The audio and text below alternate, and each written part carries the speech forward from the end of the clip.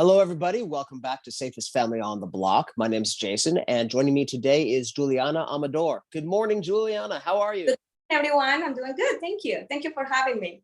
It is absolutely our pleasure. You've got such important information on your Instagram feed in your business, and I'm really appreciate you coming on today to share this with my viewers. Absolutely. Now, Juliana is bills herself as the bilingual car seat expert. And Yes. in your bio on Instagram, you open with a sentence that I think is part of every parent's journey when you said, when my daughter was born, I was born too. Mhm. That fundamental change in how we view the world. Yes.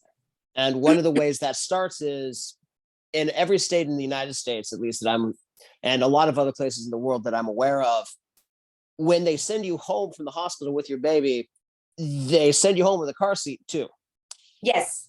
And the funny thing is, there is no preparation whatsoever in the hospital to tell you this is how you need to start your baby once you go home with the car seat. They just go like, here, bye, thank you. Have a nice life with the baby. People don't know this, but nurses, they're not allowed to touch the car seat at any part of the moment while we are leaving the hospital for liability reasons.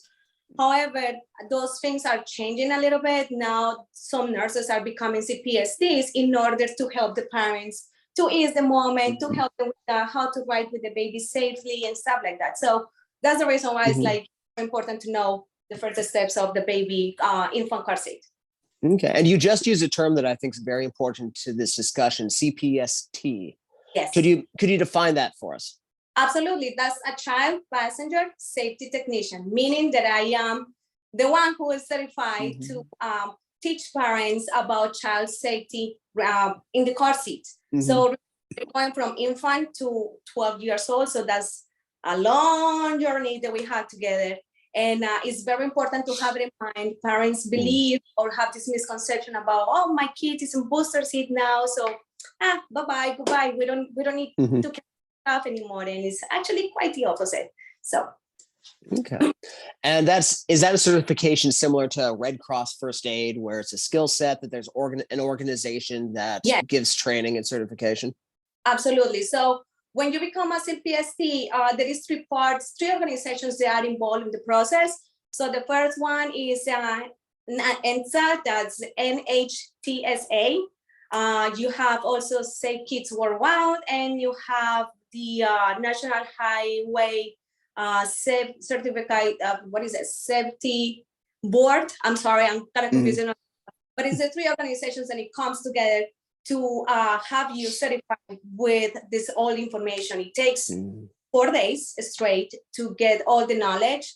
And it's pretty awesome what you learn while you are sitting in the classroom, and it's incredible. Okay, excellent. And is this kind of training available in most states at this time? Of New York, all the states of United States. I'm sorry, it's available from everyone. The thing is, sometimes the distance where you live to where the certification is might be a long distance. However, you can take it. Now they are working in a virtual certification. It's not ready yet, but so for the ones that cannot travel 2 hours, 3 hours, then you can take it. Okay, so for example, if I'm in a major metro area nationwide, I should be able to find something. But if I'm in a more rural location, it might be a little more difficult to find the training. Actually, you can go to a website that it calls kidsworldwide.com, and you're gonna find that information right there, where you can become a CPST, when you can find a tech per se. Need help with your car seat, so you can find a tech in your area, start your zip code, and it will pop up with a list of certified CPST technicians who will be able to help you. Okay, excellent. And could you repeat that website one time just for everybody? Yes, it's safekidsworldwide.com, and then excellent. Now, you had mentioned something earlier about that the car seat ages are from infancy to the age of 12. Yes. Now, my kids are a bit older at this point, but when I was raising kids at that age, the advice that I was finding was phasing out of car seats or types of car seats, less on age and more on body weight and height. Is that still the case, or has that changed? No, it is still the case because any car seat has a different type of guidelines per se, call it that way. But mostly of the car seats, for example, an infant car seat like this one, for example, that I have over here, this one for babies. So this one goes to almost 22 pounds, something like that. Is your baby is going to outgrow this the first year of this life. So that's one thing. And then you have this other one over here, which can go from infant to almost a toddler size, you know? So this one is different. You have the specification on the side for weight and height too as well. In United States, most of the kids outgrow the car seats by height, not by weight, because you know, generically we are taller over here, not me though, but everybody else. But that's the case. That's, for example, my daughter, I know she's gonna outgrow her current car seat, and I had to move her for the next phase, probably in summertime. So yeah, those is times. All right. Excellent. Thank you for that clarification. Now, one of the things I have a friend who is actually she's my sister-in-law who is a certified technician, and she's in the trainer level of the Seattle area. And one of the things that makes her absolutely insane is how many misconceptions there are among parents about car seats and car seat safety. Because it's such an important topic, and there are so many myths out there, and so many people whose attitude is basically, I can figure this out. How hard is it? And unfortunately, it's kind of hard. They are highly technical, very complex devices, especially the infant ones. They remind me of Japanese toilets. They're just really high tech, and frankly a little intimidating. So it's so what are some of the most common or most important or most dangerous misconceptions that you frequently encounter about car seats? I feel the major one is graduating your kid to the next transition without having met the weight or the height according to the. That's one thing. For example, we're gonna pass this baby to the convertible car seat, but she's not ready yet. It doesn't matter if the car seat, this is my opinion, by the way, and I think a lot of parents are gonna agree with me. Babies are too small to be in this type of seat yet, because this is too big. Just I'll try to over here. Then once they are over here, they want to transfer to the booster seat because, oh no, he's 5. Yeah, but does he meet all the requirement to be in a booster?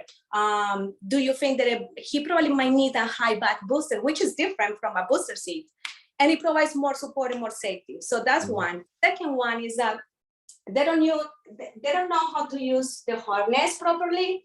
So most of the times you find kids riding with the chest clip open.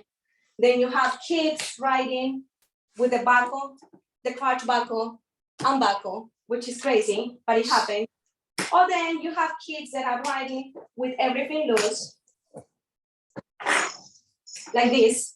And this is your major issue in let's say, for example, in an event of a car accident, right? This kid is gonna fall out of the seat. So that's one of those. Not reading the manual, not asking for help is one of the biggest misconceptions in the car seat safety world, because as you said it before, it's such a technical issue and it's such a complicated thing. Parents sometimes they feel embarrassed about asking for help because they think they're gonna be judged, you know. And I prefer for you to come to me, and I will happy to help you without any judgment at all, because I'm a parent too, and I made mistake too when my baby was a baby. So. Now, you mentioned that in your bio and your write-up on Instagram about how important it is to come at this from a non-judgmental standpoint. And it's true, moms can be mean on the internet. So I'm glad there are people who are approaching this from this non-judgmental space. Yes, it has to be that way, Jason, because I believe if you are afraid to ask for help because you're getting judged by it, then we point to create a safe environment for the kids. So no judgment here. I have seen many mistakes in car seats, and I'm not going to you, what you did that. No. I'm going to teach the parents that's the way without feel certain type of way. It's not necessary. That makes really good sense. I appreciate that. Now, when you were demonstrating the car seats and some of the errors just a moment ago, it struck me that, my background is in self-defense, crime prevention. And one of the adages of that is movement is life. That if you're moving away from a threat, you're in good shape. If you're able to move, you're able to protect yourself. Whereas when it comes to car seats, the exact opposite part is true, as far as I can tell, that they keep your baby safe by immobilizing them in this cocoon. So the more your child's body can move, the less safe they are in the seat. Absolutely. And the reason why, I'm going to try to explain the best way possible. This is the harness, right? So as I said it before, we are in a car accident, right? Most of the car accidents happen on the frontal car accident, let's say bumper to the engine, right? Then the impact, if I have this loose, this is what is going to happen to the child, right? So this is compromising all the vital organs, is compromising the life of the kid, is compromising the neck, the head, the neck, and the spine, which is not developed enough yet, right? And in order for us to keep that child safe, we need to tie up properly our kid. This is just an example to make sure that we don't have enough space over here, which call it the pinch test. And then in a car accident, this kid, look at the difference. This kid is gonna fly away from the car seat. And the car seat, what we do is going to absorb all the forces of the crash and distribute that energy through the harness, the headrest, and from the plastic of the car seat. Protecting the kid at every single moment of the car crash. So that's very important. So the major goal of the car seat is that the forces of the car crash doesn't touch the body of the kid. Everything else is absorbing that energy from the car crash. And that brings up also an important mistake that I saw a lot, that I caught myself frequently if I wasn't paying all the attention I could with my infant, which was the reason that the seatbelt part attaches here is because the force hits the sternum, the ribs, instead of the guts, which is why that needs to be up here. Yes. So this is another very important point too as well, because you want to protect what is all the vital organs that are really obviously in our on our chest, and then you want to protect also the hips, so you want it staying in there on the seat. So we have something that it calls the chest clip, which is a crash positioner, meaning it's there before the crash happened, and what you will do is will create the right angle in the harness for that kid not to move from the seat. So it will absorb again energy of the crash and protecting the child. So that's very important. The chest clip should be always on armpit level, should not be over here, and should not be choking your kid over here either. It should be on armpit level, and the kid will be fine. Excellent. Now, I noticed that you have 2 car seats back there, and there's actually several stages ranging from that infant car seat that's almost like an escape pod, all the way up to a booster seat, and then the back seat, and then graduating to sitting in the passenger seat as they get older. And you'd mentioned before that, weight, according to the instructions from the manufacturer, is our best indicator. Yes. So that we keep them, them in the seat that they won't wiggle around in because they're not too small for the next one up, right? Yes. When you are to transition your kid, what car seat you're going to buy, I'm going to clarify this too as well. Whatever car seat you have is the best car seat that you can use for your kid. It doesn't matter if a safety first for $90 versus the click foam for almost $500. The most important thing is that your car seat is installed properly in the car and you are usually correctly with your kid. So let's make that very clear. It doesn't matter how much money you are investing in your car seat, is how you use it, how properly you use it. So again, we have the baby stage, and then it's time to move it. So you can get an idea visually if your kid is outgrowing the infant car seat. You always measure 1 inch from the headrest And if you have 1 inch, it's time to move on to the next one. So the one over here, if you have 1 inch, once it's up over here, it's time to move to the next one. There is cars that are more, they have more leverage for tall kids. For example, my kid again, she's 3 years and a half and she's already 41 inches and a half. So she's a taller kid. So I know for sure that I had to do the transition because she's, we can talk also about something that nobody knows is the torso height, because kids aren't riding car standing up, kids riding car seats sitting down, right? So we need also the torso height for you to know how or when to transition to the next phase. For booster, you consider also the weight and height, but you also need to consider how much foot is your kid to ride in the booster seat. Is he going to move? Is he going to slouch? Is he going to flop like this? Is he going to fall asleep? Is he going to grab the football soccer ball that is on the floor? That kid needs to be stay still in a proper position every time that he's riding on a booster seat. And most of the kids don't do that.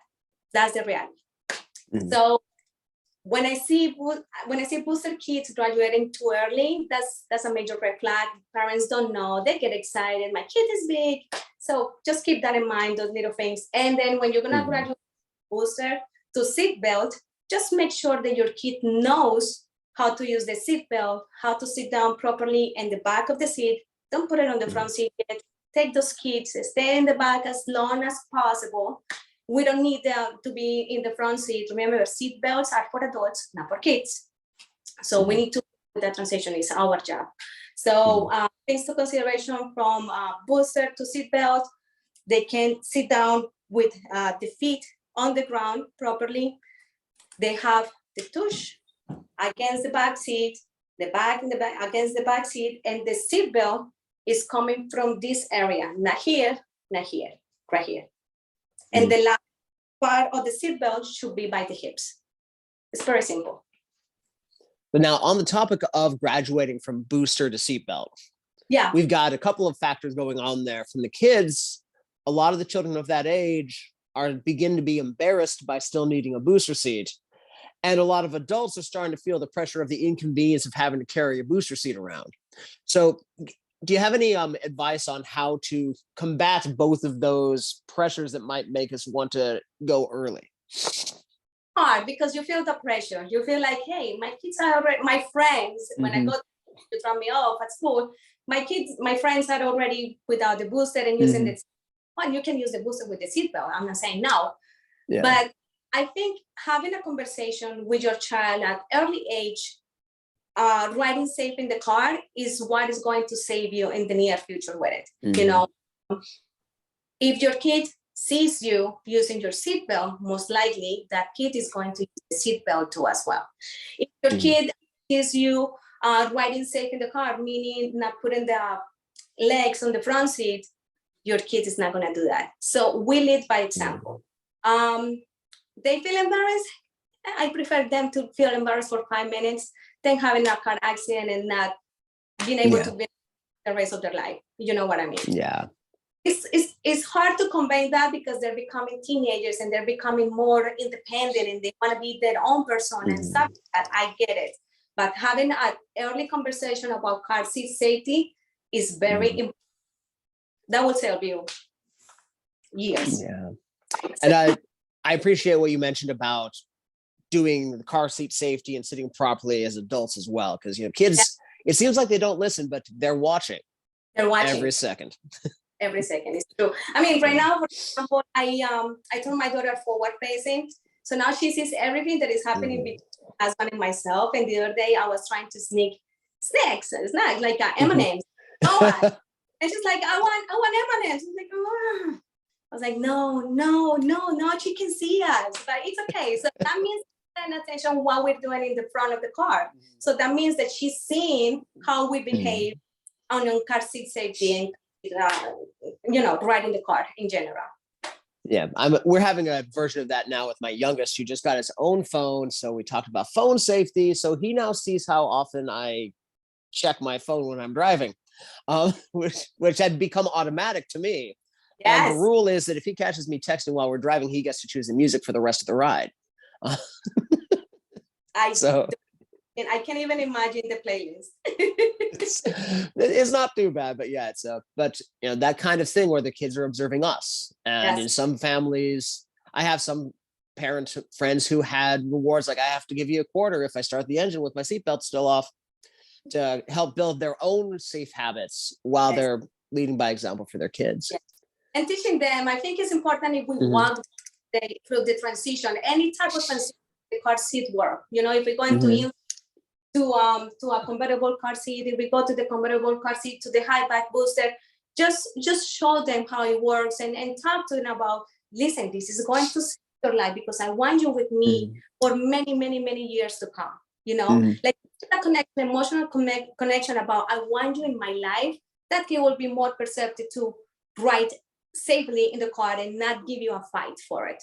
Mhm. Well, that makes good sense. Now, you had mentioned earlier that one of your children is transitioning now from the rear facing to front facing, and that's a big question. Yes. So Mhm. that's another misconception and another big misuse in the car system.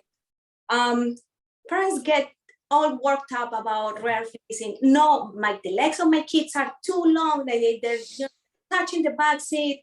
It feels uncomfortable, so I'm going to turn them forward facing. Please stop right there. Don't do it. It's not necessary. Kids are very flexible. Their legs, their body is not developed enough yet as Mhm. us. So they can move the legs everywhere. They can put them outside of the car seat. They can put them on top of the back seat. They're absolutely fine. In fact, if you think about it, I'm going to give you an analogy so you think you realize what I'm talking about. If you go to a bar and you see those high chairs right there, and you sit down and you have your legs dingling, you feel very uncomfortable, and you're trying to look for a footrest or something so you can rest your legs, Mhm. right? If we rotate a rear-facing kid to forward-facing kid, which is not ready yet, he's going to be uncomfortable riding in the forward-facing Mhm. position, and most likely he's going to start begging, hating. I'm saying, I don't want this, and it happened to me, because I had to rotate my daughter. That the legs are not an excuse. Don't worry about it. They are just fine. About the law, though, there is some states, New York, New Jersey, Connecticut, Virginia, Seattle, I think California, Washington, DC, Washington on your side, California, I believe Texas, when the minimum age to ride rear facing is until 2 years old. Mhm. So don't rotate your kid forward facing when they are 10 months, 18 months. Don't do it. You can get in trouble for it. So because Mhm. people realizing, that the rear facing is the safest position that you can ride your car. No? And Unfortunately, that's my understanding of my understanding of the laws of physics is that's true for adults, that yeah, rear facing is better. I'm yes, actually excited to see how that interacts as self-driving cars get more and more common and safe, where we may have a future where everybody's facing backwards because that yes. is safest. Exactly. You remind me of a friend of mine who's a traffic cop, recently retired, but spent his career enforcing traffic and seeing what happens when people make mistakes. And one of his taglines is, don't worry about the laws of my state, worry about the laws of physics. You know what? He got a good point. He got a good point because the reality is that the loss of fixes Mm-hmm. in car crash or impacts is crazy. The amount of force that they throw, and how they can injure your body.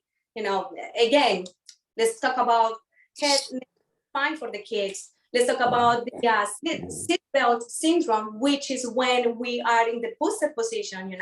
The seatbelt syndrome is when the kid goes slash completely towards the front and all the body is compromised and the neck breaks. You know what I mean? Mm-hmm. So it's like that because the amount of impact in the process is almost a double, and your body absorbing all that energy.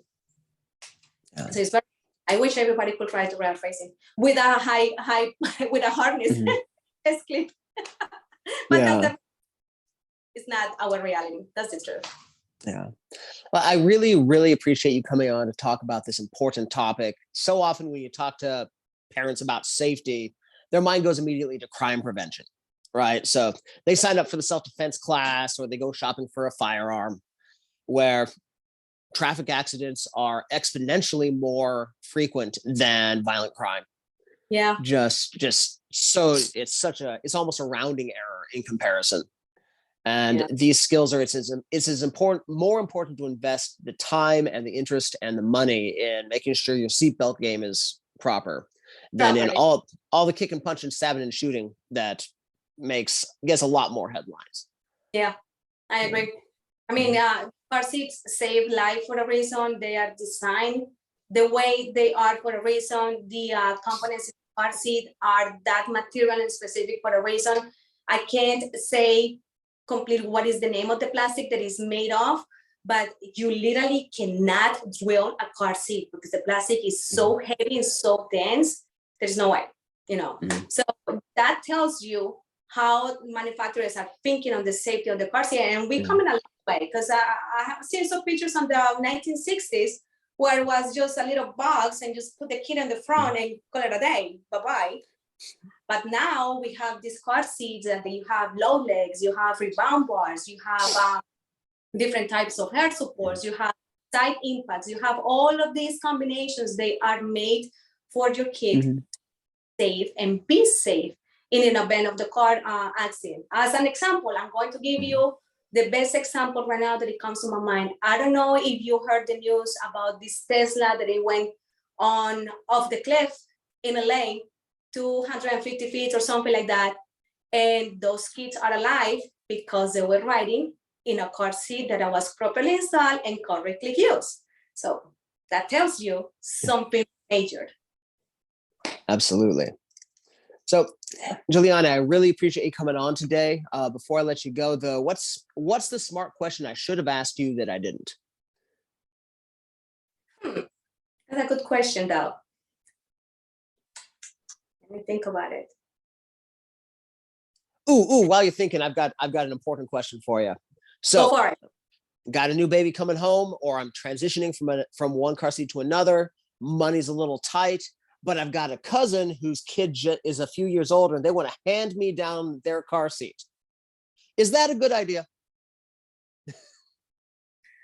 Yes and no. Let's go to talk second-hand car seat. So if you are on Facebook Marketplace, you are going to a garage sale, if you are going to OfferUp and all these apps that you can buy second-hand things, and start away from car seats. First off, car seats expire. You don't know the history of the car seat. You don't know if the car seat expired. That's something that people are not aware of. But as everything else, car seats expires. And most of the lifespan of a car seat is between 7 to 10 years.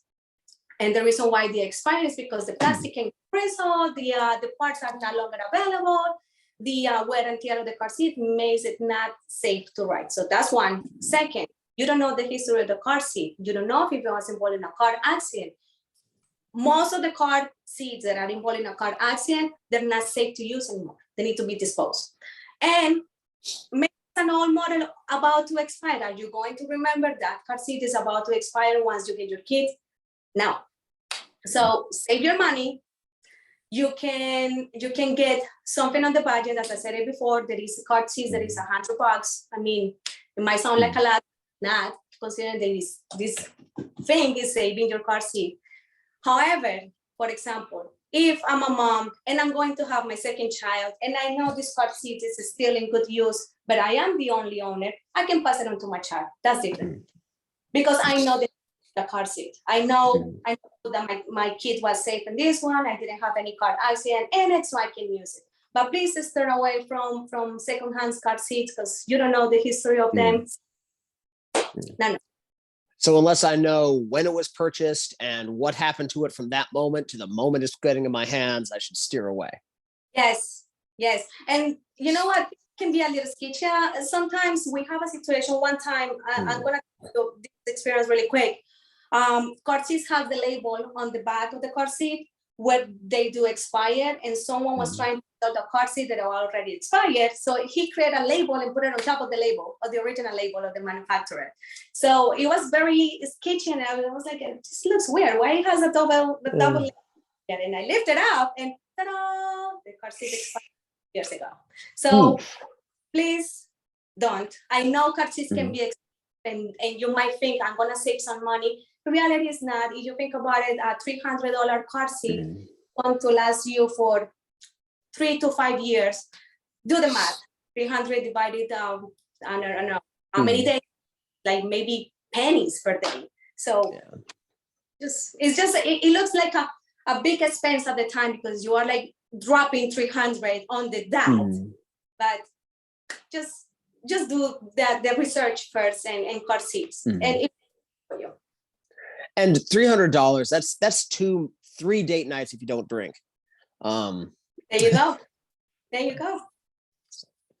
Well, Juliana, where can people find out more about you and what you do and this information that you're sharing? Well, I have my Instagram page, Car Seats and More. You can follow me there. I'm building up my website. This is a one-woman show, so it takes a little time, but I'm getting there.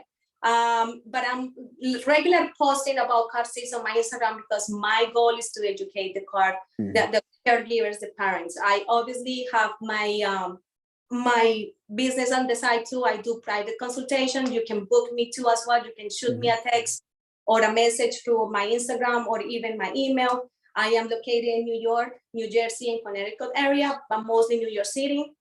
I can go to your house, you can come to mine, and we can chat for 60 to 90 minutes, and I will teach you everything that you need to know about car seats, and you will be empowered to install your car seat properly without my help. That's my goal, that without my help, you can do it yourself, and you will be fine. Excellent. And as your Instagram handle suggests, se habla español. Right? Yeah. Excellent. Which is non-English speaking certified technicians they are rarer than they should be. They are rare. And this is what is happening. I got certified. I asked my teacher, I was like, is that a way for me to become a teacher for car seat safety in Spanish? And he gave me the best news ever. Juliana, yes, we are working on a certificate only in Spanish. You have to be a CPST for a minimum 2 years and work with the community. So we have record that you're getting involved and stuff like that. So that makes me happy because that's my goal to minorities, Latin community, Hispanic community. They don't know how to use the car seat. They don't care about the car seat. Like, for example, I'm from Colombia and go to my country. Kids out of the window. You see kids on the sofa. It's a crazy over there. But that's changing. And I think another reason that I'm doing this is to communicate those safety rules for my community too, because they don't have an idea what a car seat is and what they do. They just think that it's just gonna put it in the car, call it a day. But, you know. Yeah. No, my family, we spent a year in Malaysia back. This is 8 years ago now, and the nation was in the process of trying to convince people to use booster seats instead of have children ride in their mother's lap. Yeah. I look out the window and see barefoot children nestled here on motorcycles in traffic, and it just made you twitch. Me too. Every time that I go to Colombia, I'm like, ooh, I see that. Yeah. Ooh, that. You know, I have this knowledge and I know what could happen to it getting in a car accident without any protection, any proper harness. It's like, which they know, you know, but that's why I'm doing this, because I want you to know. Yeah, that's one of the unfortunate things about becoming knowledgeable about a safety topic. You spend a lot of time going, ooh. Listen, I'm telling you the secret. I am very bad co-pilot with husband because now I know how crash forces works in physics. I'm like, ooh, you're going too fast. I'm terrible. But completely non-judgmental, folks. Non-judgmental. Yeah. Well, thank you so much, Juliana. And thank you everybody for watching. Do check out her material. If you live in that area, reach out to her. She's got excellent information. And if you live somewhere else, check her Instagram page. There's a lot of great information, a lot of excellent resources there. Perfect. I appreciate it. Thank you, Jason, for having me today. And I hope everyone, you know, get a little more knowledge and more importantly, be more conscious about car seat safety and kids riding in car seats. That's my goal. Outstanding. Well, thank you very much again. Thank you, everybody, for watching. Stay safe. We'll see you next